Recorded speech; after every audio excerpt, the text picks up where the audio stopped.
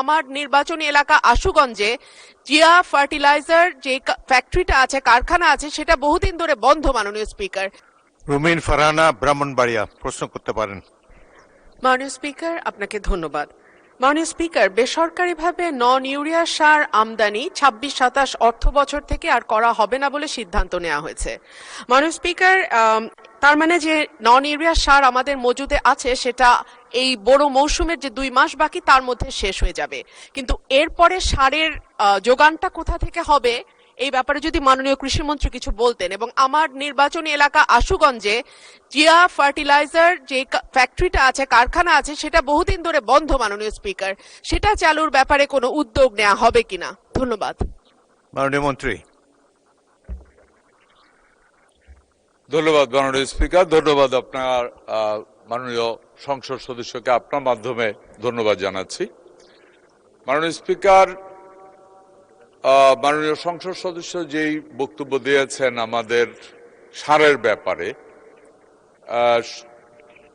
এই মুহূর্ত পর্যন্ত আমাদের কাছে যেই পরিমাণ ইউরিয়া সার আছে, আমরা জুলাই পর্যন্ত আমাদের জুন বা জুলাইয়ের বিগিনিং বা মিডল পর্যন্ত আমাদের ইউরিয়া সার আছে। এখানে উনি জানতে চেয়েছেন পরবর্তীতে আমরা ইউরিয়া সার কোত্থেকে নিয়ে আসবো। এরই মধ্যে আমাদের আলোচনা চলছে। আমাদের মেইনলি ইউরিয়া সার আমরা আমদানি করতাম কাতার এবং সৌদি আরব থেকে। এরই মধ্যে আমাদের প্রতিনিধি মাননীয় প্রধানমন্ত্রীর একজন উপদেষ্টাকে কাতারে পাঠিয়েছেন, ওনার সাথে গতকাল রাতেও আমার কথা হয়েছে। আমরা আশা করি খুব দ্রুত আমরা যদি আমাদের যুদ্ধের মধ্যে আমরা আলোচনা চলছে যে আমাদের ওই বিতর্কিত যে জায়গাটুকু আছে ওইখানের ভিতরে এর মধ্যে আমাদের তেলের ট্যাঙ্ক যেহেতু ছেড়ে দিচ্ছে, আমরা আশা করি আমাদের সারের জাহাজও ছেড়ে দেবে, সার নিয়ে খুব বড় ধরনের সমস্যা হবে না। ওনার দ্বিতীয় যে প্রশ্নটা ছিল আমাদের ইউরিয়া ছাড়া বাকি যে সারগুলি প্রাইভেট সেক্টরে ইম্পোর্ট।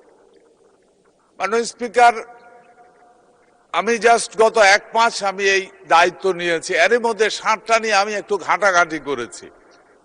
মাননীয় স্পিকার, আমি ব্যক্তি জীবনও একজন কৃষক, তো ঘাটতে ঘাটতে যেটা আমার আসলো এটা আমারও প্রশ্ন যে এই গত সরকারে যেটা ছিল এই সরকারের আমলে এই প্রাইভেট সেক্টরে বোধহয় ইম্পোর্টটাকে উৎসাহিত করা হয়েছিল, এর আগে এটা ছিল না।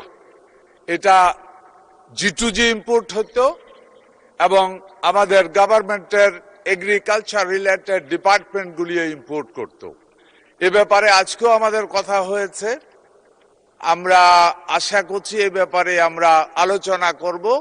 কৃষকের জন্য যেটা সবচাইতে সুইটেবল হবে, দেশের মানুষের জন্য যেটা সবচাইতে সুইটেবল হবে, অর্থনীতির জন্য যেটা সবচাইতে লাভবান হবে, সেই পথে আমরা হাঁটবো এবং সেটাই দেশের জন্য কল্যাণকর হবে। ধন্যবাদ মাননীয় স্পিকার।